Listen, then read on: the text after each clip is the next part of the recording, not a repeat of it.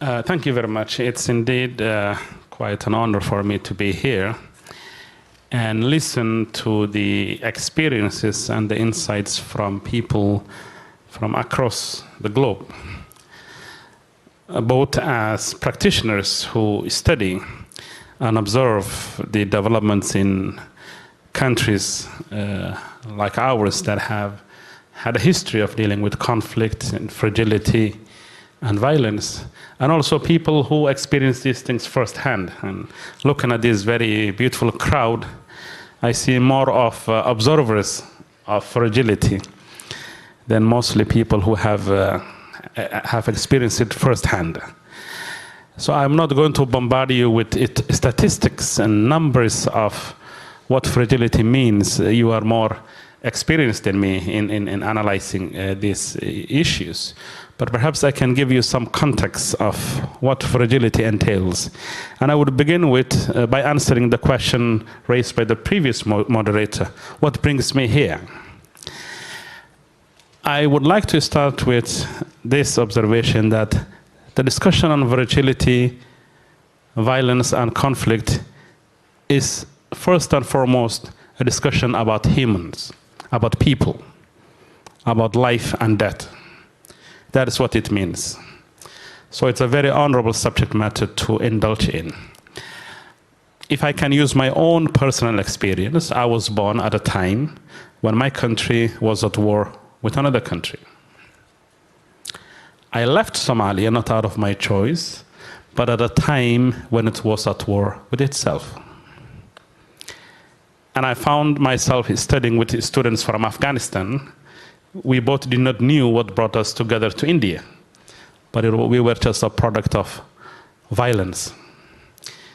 Then when I moved to Canada, I tried to study why did I have to go through that journey. And apparently my country is presented as the typical classic example of a failed state. So that's what brings me here, to tell you a better story about my country and my people. We're out of failure, and very soon, as the Prime Minister of Chad has identified as his objective, we are also working very hard to get out of fragility. So the story of Somalia that I'm going to tell you is intended to change some of the perceptions I am afraid many of you hold. And a lot of people that I meet in international forums ask me. The questions they ask me start with, how are the warlords of 1992 doing?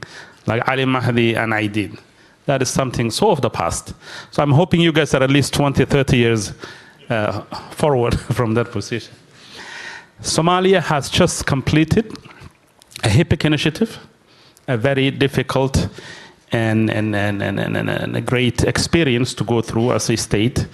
With fiscal discipline, budgetary processes, public financial management, a whole host of policy, regulatory, programmatic work that was intended to improve our institutional capacity to manage finances and hopefully have a better economy. Somalia has also had the opportunity now to join the East African Economic Community. Somalia is part of COMESA. Somalia has just finalized or finished, or met the requirements for the lifting of arms embargo that was on us for such a long time. So there is a lot of positive news about Somalia, particularly on the side of governance and state building. But there is also the other side, which is part and parcel of today's theme, which is the role of private sector in resilience building and dealing with fragility and conflict. Somalia has one of the most vibrant private sectors.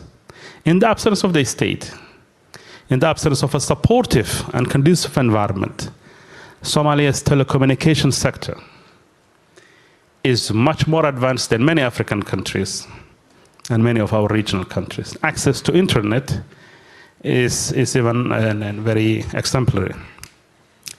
So there are both difficulties and opportunities. That is what I would like to highlight. As we speak, we are in a post-HIPC environment where we are trying to grapple with the realities that prevail in Somalia. So we're caught between three different situations. On most of the day across the government, as I oversee a different set of ministries, we have to deal with reoccurring and cyclical crises of either in the form of floods or the fear of famine. And that happens within a period of 6 months. I have seen a household that has lost a family member during a drought and during a flood within a time span of 6 months. That's what fragility means for us. On the other hand, there are a series and a very really useful set of policies and programs in place in collaboration with our partners, primarily the World Bank, that try to address some of the root causes of our vulnerabilities. Some of them are within the broader framework of human capital development. For the first time, the Somali government has recruited over 6,000 public sector teachers so that we can improve, as the Prime Minister of Chad and others have identified, the quality of schooling of our children. For the first time, we're investing through country systems on health sector. Why am I highlighting these very specific examples? It was the absence of country systems and viable state institutions that was the root cause of the vulnerabilities to begin with. So there is private sector, there are NGOs, but the missing link used to be the role of the Somali state. And increasingly, I'll give you one simple example. When in 2001, the drought hit Somalia and we had a famine, poor households, mothers and children and the elderly had to walk hundreds of kilometers from all directions to try to get to Mogadishu. But today, when people are in difficult situation, they go to the regional capitals of the federal member states. They go to Garowe, they go to Baydhabo, they go to, so the decentralization model of federalism is helping in service delivery. People don't have to try to come to Mogadishu and hope that the international community would arrive there. So improving intergovernmental relations, capacity of institutions is very important. Another important variable that has come into the picture is the security institutions of Somalia and rule of law. We cannot even talk about delivery and dealing with fragility if we do not defeat Al-Shabaab, which is, really controlling a significant part of our country, and millions of Somalis live under them, and they have no access to school, they have never seen vaccination or health or anything. So for us to cope with issues of fragility and conflict and violence means eradicating Al-Shabaab. Therefore, we have a serious agenda for the last year and a half to defeat Al-Shabaab, and we have successfully been able to recapture a lot of land and liberate a lot of Somalis from their claims. Insecurity and violence have to be addressed first before we talk about development and dealing with recurring crises. So to connect all the dots, the coping, because another key thematic area is how do we adapt to and innovate in the light of this recurring crisis. I would say it needs a very comprehensive, across the government approach, in collaboration with the private sector, and in meaningful partnerships with our international institutions and donors and supporters who help us, to work on a very common agenda. A simple example in Somalia is, with 67 million livestock and about 17 million people, on everyday basis, at least 4 to 7 million Somalis are at the risk of hunger and food crisis. And we lose at least 3, 4 million, 6 million, 10 million of our livestock when it doesn't rain for 4 years, which is unprecedented prior to the advent of climate change impact.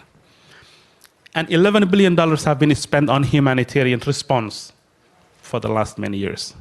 Imagine if we spend $11 billion in trying to fix the water problem of Somalia.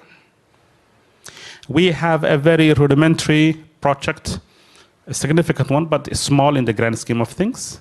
and a program run by the World Bank in collaboration with the federal government that addresses water issues. So if I were to identify a few issues, is water, livelihoods and productivity, and in strengthening government institutions. In the absence of viable state institutions, working single-handedly and solely with NGOs would only produce, at best, keeping the status quo, but it cannot bring about a transformational change, because there are some services that we are realizing after liberating new areas from Al-Shabaab that cannot be outsourced to NGOs. And those include rule of law, provision of justice, policing, and protection of vulnerable communities, and things of that. I spoke for a bit way too much, but that is the context of Somalia. And finally, it is a story of hope and positive development, but it's not a finished story. It needs partnerships to continue and reach the ultimate point. Thank you.